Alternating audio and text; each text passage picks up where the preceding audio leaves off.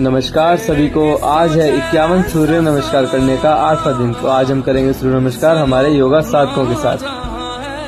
सपनों वाला मेरी पतंग दूर कहीं उड़ रही है माँ, डोर कोई खींच नहीं बीच से काटे माँ।